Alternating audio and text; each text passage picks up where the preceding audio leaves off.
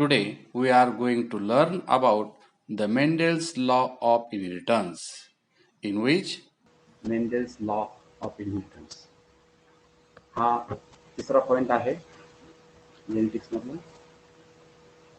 यामध्ये आपण वेगवेगळ्या प्रकारचे लॉ आहेत मेंडेलचे ते पाहणार आहोत. Here the Mendel proposed the three basic postulates on the basis of their formulated graph. So the first graph these are showing here. The first, that is the law of dominance. आपण पाहतोय law of dominance.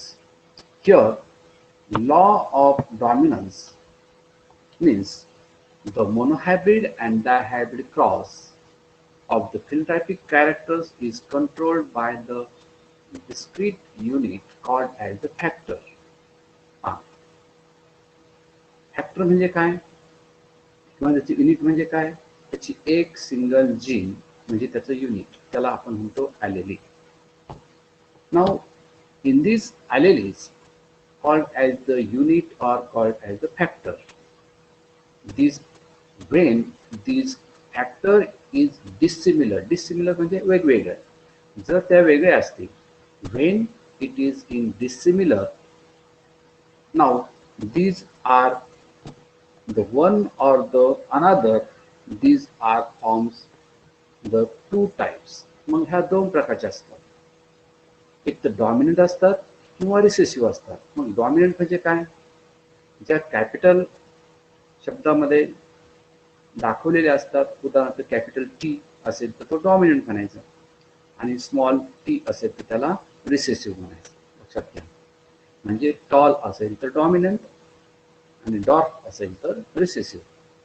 The law of dominance, they are used to explain the expression only one of the parental characters of the monohybrid cross in F1 generation.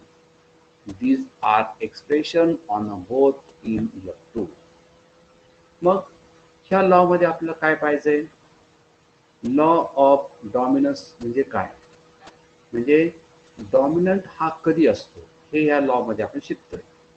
आता जर विचारलं तर आपल्याला त्याचं definition सांगता आले पाहिजे. What is law of dominance? When the two homozygous individuals which the one set of the contrasting character are crossed that are appears in F1 generation, these are called as dominant, and that does not appear in F1 generation called as recessive. थोडक्यात पहा, जर कोणताही दोन parents एकत्र आले आणि एकत्र येऊन जर पहिल्या जनरेशन मध्ये जे दिसतात त्यांना म्हणायचं डॉमिनंट, जे दिसत नाहीत त्यांना म्हणायचं रिसेसिव्ह. समजलं? म्हणजेच परत इंग्लिश मध्ये पहा, when the two homozygous individuals, they are crossed to each other, then they appears in F1 generation called as dominant. जे F1 जनरेशन मध्ये दिसतात त्यांना म्हणायचं dominant, and they do not appears in F1 generation called as recessive. समजलंय? म्हणजे जे F1 generation मध्ये दिसतात त्यांना म्हणायचं डॉमिनंट आणि जे F1 जनरेशन मध्ये दिसत नाहीत त्यांना म्हणायचं रिसेसिव्ह. हा झाला law of dominance. Law of dominance म्हणजे काय? जे डॉमिनन्स कोणाला म्हणायचं त्याला म्हणायचं लॉ ऑफ डॉमिनन्स. मग त्याची डेफिनेशन तुम्ही वेगवेगळ्या जसं तसं आहे असं लिहायला पाहिजे असं काही नाही, त्याचं मिनिंग लक्षात आलं पाहिजे. काय? When two pairs of contrasting characters cross with each others, when there appears in F1 generation, they are called as dominant, and which they do not appears in F1 generation called as recessive.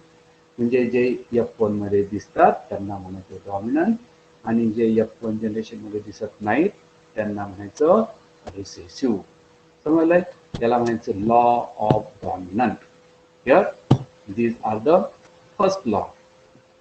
Here the law of segregation. आता दुसरा law आपण पाहतोय, law of segregation. सर्वांना दिसतंय हे? इथं लिहिलेलं सर्वांना दिसतंय ना स्क्रीनवरती? See here, law of segregation. Law of segregation, it is also called as law of purity. Here, law of segregation म्हणजे काय? सेग्रिगेशन म्हणजे वेगळे करणे. आता वेगळे करणे इथं काय वेगळं करतो आपण?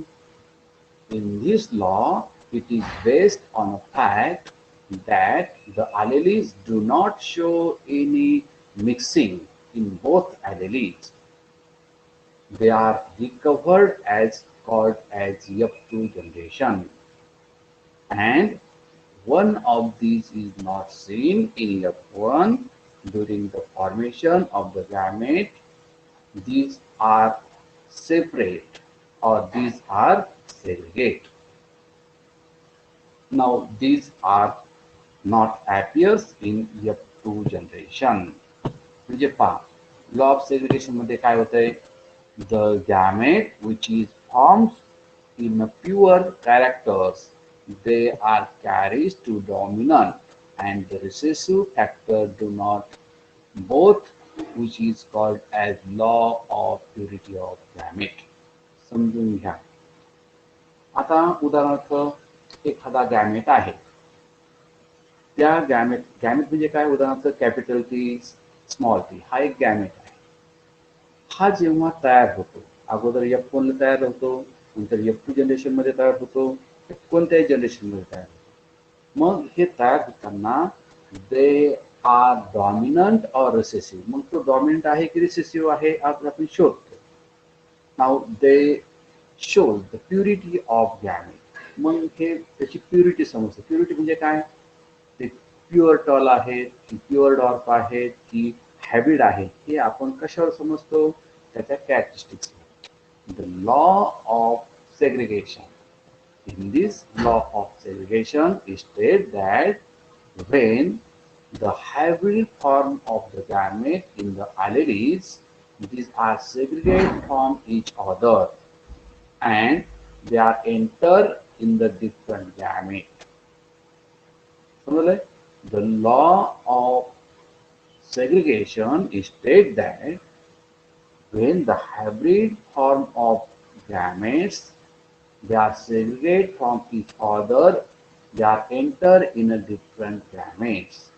These gametes, they are pure, that they carry only one alleles, and hence it is also called as law of purity of gamete. आता पहा, यामध्ये एक मी उदाहरण देतो आणि त्या उदाहरणावरून तुमच्या लक्षात येईल. ठीक आहे? इथे पहा, एक डायग्राम आहे, डायग्रामद्वारे मी सांगतो. आता पहा, ही डायग्राम आहे. ह्या डायग्राम मध्ये काय दिसतंय? होमोझायगस रिसेसिव्ह आणि दुसरीकडे आहे होमोझायगस रिसेसिव्ह. दोन्ही होमोझायगस रिसेसिव्ह आहेत, बरोबर? आता याच्यामध्ये काय झालंय? दोन्ही स्मॉल आहेत म्हणून ते रिसेसिव्ह आहेत. होमोझायगस म्हणजे दोन्ही सारखे आहेत. यांचं काय केलंय? त्यांनी क्रॉस केलेला आहे. आता हा क्रॉस कसा दाखवलाय पहा. When any characters of hybrid form. Hybrid म्हणजे काय? कॅपिटल टी, स्मॉल टी, त्याला म्हणायचं hybrid. These are also called as the alleles. त्यालाच आपण काय म्हणतो? Alleles. Now they are segregated from each other. आता पुढच्या जनरेशन मध्ये जाताना कॅपिटल टी, स्मॉल टी दोन गॅमेट तयार होतील. एक असेल कॅपिटल टी, एक असेल स्मॉल टी. म्हणजे ते पुढच्या जनरेशन मध्ये जाताना काय होतात? स्वतंत्र होतात, सेग्रिगेट होतात. Now they are segregated from each others and they are enter in different gametes. आणि दुसरीकडून जो आलेला असेल त्यांच्यामध्ये ते मिक्स होतात. And they are segregated from each other and enters from the different gametes called as law of segregation. याला म्हणायचं law of segregation. समजलं? म्हणजे कॅपिटल टी स्मॉल टी हे एकत्र असतात, परंतु ज्यावेळेस त्यांचं फर्टिलायझेशन होतं पुढच्या जनरेशनमध्ये जाण्यासाठी, त्यावेळेस ते काय होतात? वेगळे होतात. म्हणजेच काय? Law of segregation. समजले? लॉ ऑफ सेग्रिगेशन त्यालाच काय म्हणायचं? Law of purity of gamete. Purity of gamete म्हणजे ते किती प्युअर आहेत हे समजण्यासाठी त्याला म्हणायचं purity of gamete. Here the law of independent assortment. Law of independent assortment. Here, the law is based on dihybrid cross. आता हा law of independent assortment म्हणजे काय? These laws in a dihybrid cross, the basic principle of genetics, they are developed from the Mendel, and the genes are present in separate chromosomes. They are in separate alleles. Like 9:3:3:1. किती आहे? The डायहायब्रिड cross कसा आहे? 9:3:3:1 याप्रमाणे तो वेगळा होतो. It indicates that the two pairs of contrasting characters, they are independent to each other. म्हणजे प्रत्येक हे वेगवेगळे होतात. म्हणजेच काय? It concluded that the two characters under the considerations of assortment, they giving rise to different combination. काय होतं? त्यांचे वेगवेगळे जीन्स एकत्र येऊन two pairs of contrasting factors. Factor म्हणजेच alleles. From the gametes, these factors are each pairs of segregate independently and they are forms the pairs. म्हणजेच काय? प्रत्येक कॉन्ट्रास्टिंग कॅरेक्टर. प्रत्येक कॉन्ट्रास्टिंग कॅरेक्टर्स म्हणजे कोणते कॉन्ट्रास्टिंग कॅरेक्टर आहेत? उदाहरणार्थ आपण सुरुवातीला पाहिलेले आहेत contrasting characters. Shape of the seed round असतो, रिंकल्ड असतो. सीडचा कलर कसा असतो? येलो असतो किंवा ग्रीन असतो. पॉडचा शेप कसा असतो? इन्फ्लाटेड असतो, कॉन्ट्रास्टेड असतो. पॉडचा कलर कसा असतो? पॉड म्हणजे शेंग, त्याचा कलर कसा असतो? ग्रीन असतो किंवा येलो असतो. फ्लावरचा कलर कसा असतो? पर्पल कलर असतो किंवा व्हाईट. म्हणजे कशाचं सांगतोय मी हे? पिझम सटायव्हम म्हणजे वाटाणा. Then flower location. फ्लावर कधी ॲक्झेलला असतं, कधी टर्मिनलला असतं. आणि प्लांट हाईट कधी टॉल असते तर कधी डॉर्फ असते. ह्या त्यांच्या झाल्या ट्रेट. त्याला म्हणायचं ट्रेट, कॅरेक्टर्स, फॅक्टर्स. मग हे फॅक्टर हे वेगवेगळे होतात. कधी? F1 generation. मग हे वेगळे होतात इंडिपेंडंट असॉर्टमेंट. म्हणजे त्यांच्यामध्ये काही साधर्म्य राहत नाही, वेगळेपणा असतो. Here these are called as the that is called as the independent assortment. Now next next part, that is the back cross and cross test cross. आता आपण पाहूया back cross. What is the back cross? Here, when the F1 individuals obtain in a cross, they are usually self to get F2 progeny. आता यामध्ये generally F1 individual obtain. आता F1 कधी तयार होतो? लक्षात घ्या. F1 कधी तयार होतो? ज्यावेळेस पॅरेंट्सचा क्रॉस होतो त्यावेळेस F1 तयार होतो. आपण मागच्या वेळेस त्याचा अभ्यास केलेला आहे.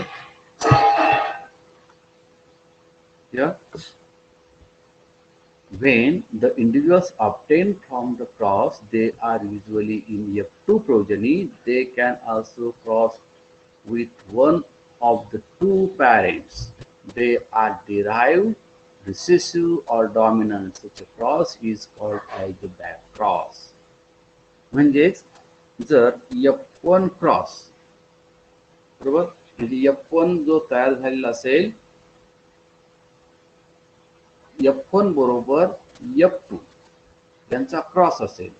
When the F1 individuals obtain in a cross, they are said to get F2 progeny.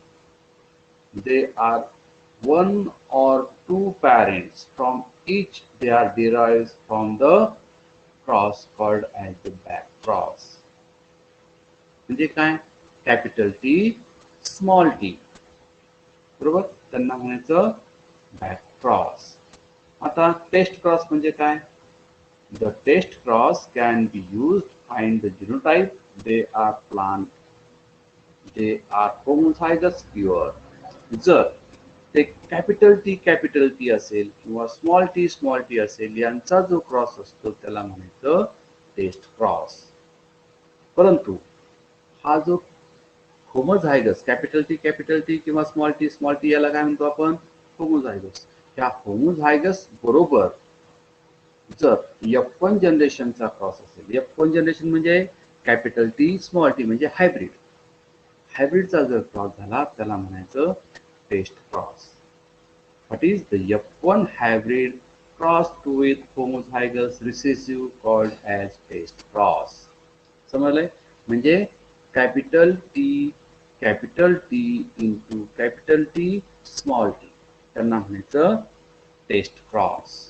Here these are called as the test cross. पहा, टेस्ट क्रॉस म्हणजे काय? होमोझायगस रिसेसिव्ह स्मॉल टी आणि त्यांचा कोणाबरोबर? F1 बरोबर. F1 बरोबर cross करायचा म्हणजे कोणता असतो? Capital T small T. हा हेट्रोझायगस असतो. ह्या दोघांचा होणारा क्रॉस म्हणजे test cross. Test cross can be use to find out the genotype. हे कशासाठी याचा उपयोग होतो? त्याचा जिनोटाइप किंवा फिनोटाइप चेक करण्यासाठी याचा उपयोग होतो. And they are using the ratio that is 1:1. Generally test cross किती असतो? 1:1 असतो. Now these are the first deviation. Now these are including the Mendel's deviation.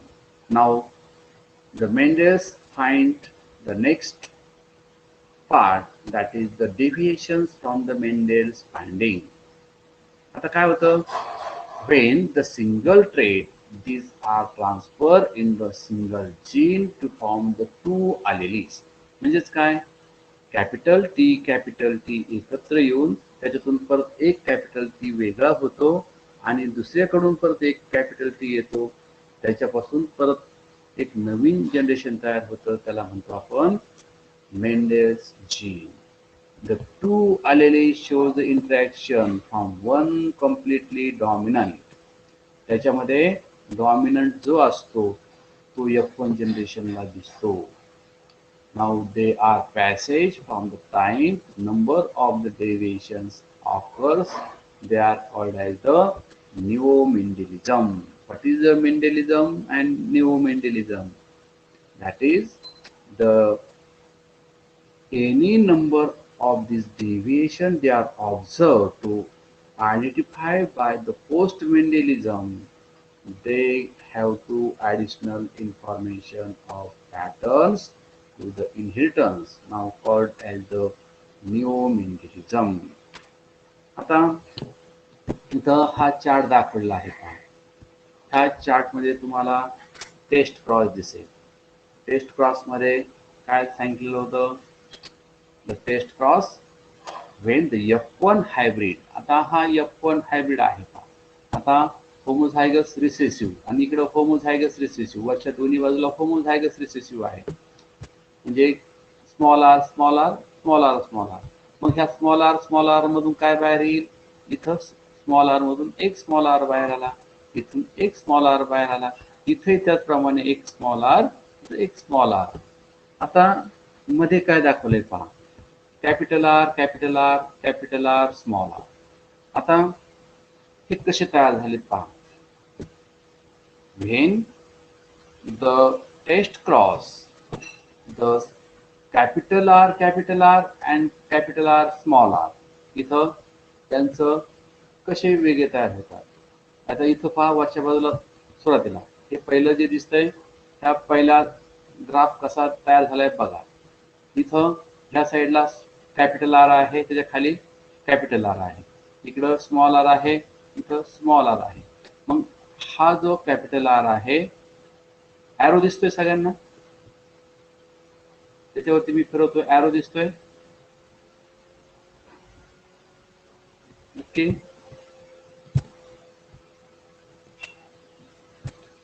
ठीक आहे. हा इथं हाताचं चिन्ह दिसतंय, दिसतंय ना, ओके. आता हा जो स्मॉल ॲरो आहे आणि हा कॅपिटल आर आहे, बरोबर. आता हा स्मॉल आर आणि हा कॅपिटल आर, ह्या इथं दोघांच्या मध्ये काय तयार झाला, कॅपिटल आर स्मॉल आर. कधीही ह्या चेकर्ड बोर्ड ही जी चौकोनी आहे, याला चेकर्ड बोर्ड पद्धत म्हणतात. अगोदर कधीही कॅपिटल लिहायचा, नंतर स्मॉल लिहायचा.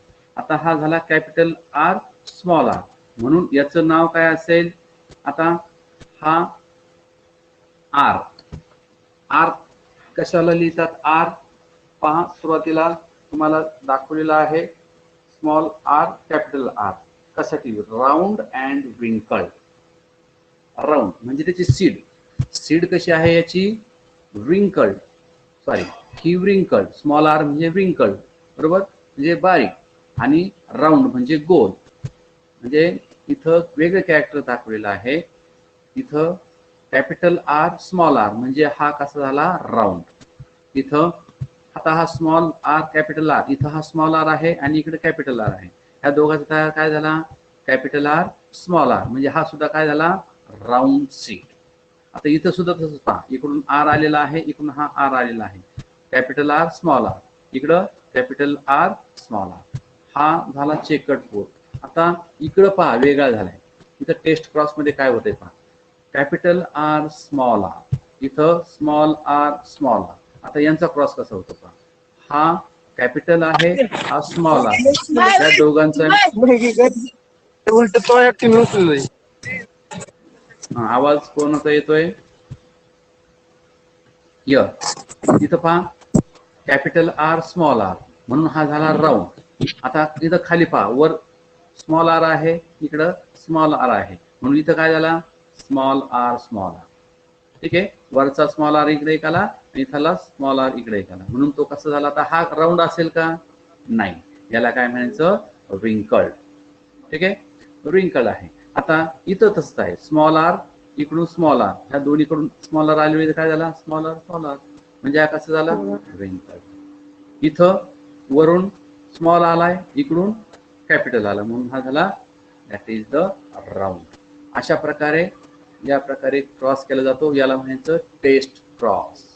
ठीक आहे, याला म्हणायचं टेस्ट क्रॉस आणि याला म्हणायचं back cross. That is test cross and back cross. How these are formed? Unknown flower. These are the homozygous. हे homozygous, हे पाय, homozygous म्हणजे हे दोन्ही सारखे आहेत, म्हणून याला homozygous म्हणायचं. हे वेगवेगळे आहेत. इथं हा जो कॅपिटल आर स्मॉल आर दाखवलाय, म्हणून याला काय म्हणायचं, हेट्रोझायगस. इथं पाहिलेलं आहे, अननोन फ्लावर इज हेट्रोझायगस. हे हेट्रोझायगसचा क्रॉस आहे, समजलंय. वर मात्र कॉमन आहे, बरोबर, हे कॉमन आहे, परंतु इथं हेट्रोझायगस आणि इथं हा आहे होमोझायगस. म्हणजे हा होमोझायगसचा क्रॉस आहे आणि हा हेट्रोझायगसचा क्रॉस. अशा प्रकारे आपण काय पाहिलंय, इथं टेस्ट क्रॉस आणि बॅक क्रॉस पाहिलं. ठीक आहे, now next,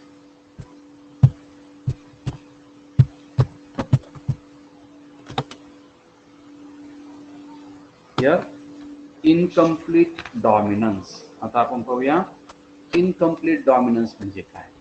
here incomplete dominance, it is the incomplete dominance both the alleles are in allelomorphic pair of express themselves partially and they cannot suppress, or the expression to alleles is completely.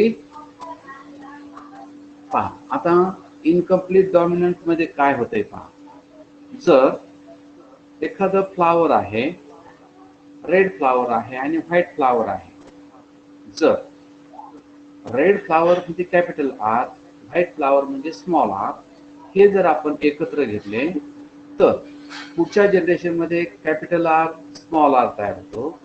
परंतु त्यामध्ये काय होतं, फक्त red फ्लावरच दिसतं, त्याला आपण काय म्हणतो, incomplete dominance. In F1 hybrid, the well-known example of flower color, that is Mirabilis jalapa, it is a red flower, capital R capital R plant is crossed with small r plant, then the F1 progeny is capital R small r. समजलं? म्हणजे आता आपण एवढ्यात हा जो हे जे example घेतलं पहा, इथं हे कसं आहे, हे रेड आहे बरोबर, आणि हे व्हाईट आहे, लक्षात घ्या, हे रेड आहे आणि एक व्हाईट आहे, यांचा जर आपण क्रॉस केला तर या प्रकारे आला. समजलं? म्हणजेच कॅपिटल आर, आता इथं capital R into small R, इथं पहा स्मॉल आर यांचं पुढच्या जनरेशन मध्ये सगळे कसे दिसतात मात्र, आता हे सगळे व्हाईट होते, हे सगळे रेड होते बरोबर, इथं पहा हे सगळे कसे आहेत, व्हाईट, हे कसे आहेत, रेड, परंतु पुढच्या जनरेशन मध्ये कसे आले, सगळे रेड, व्हाईट कुठं दिसत नाही, त्याला म्हणायचं इनकम्प्लीट डॉमिनन्स. समजलं? इनकम्प्लीट डॉमिनन्स म्हणजे काय, दिसायला जरी हे रेड आहेत पण यांच्या आतमध्ये काय आहेत, इथं स्मॉल आर आहे, म्हणजे हे पूर्ण प्युअर आहेत का, हे नाही, हे झाले हायब्रिड. हा कॅपिटल आर म्हणजे काय झाला, हा प्युअर रेड, हा प्युअर रेड झाला, हा प्युअर व्हाईट झाला, इथं व्हाईट फ्लावर दिसतो, इथं हा प्युअर रेड दिसतो, परंतु इथं तयार झालेले कसे आहेत, हे हायब्रिड आहेत. म्हणजे हे जरी कसे दिसतात, रेड दिसतात, परंतु आतमध्ये काय आहे, त्यांच्या स्मॉल आर आहे, म्हणजे ते कसे आहेत, हायब्रिड आहेत. Now these are called as the incomplete dominance, त्यालाच म्हणायचं incomplete dominance. Now what are the dominance of incomplete, मग हे इनकम्प्लीट डॉमिनन्स कसे असतात, त्यांचं रेशिओ कसा असेल, that is 1 is RR or 1 is red. 1 is the red or 2 is RR. आता हे कसे होतात पहा, पुढच्या त्याच्यामध्ये तुम्हाला दाखवतोय, थोडा दाखवलेलं नाही, ठीक आहे.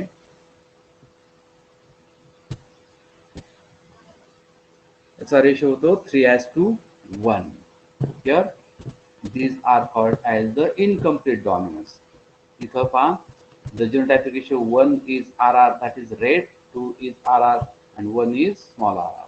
Now these are the phenotypic ratio, 1 is red, RR म्हणजे कसं झाला, हा pink, and 1 is white. Now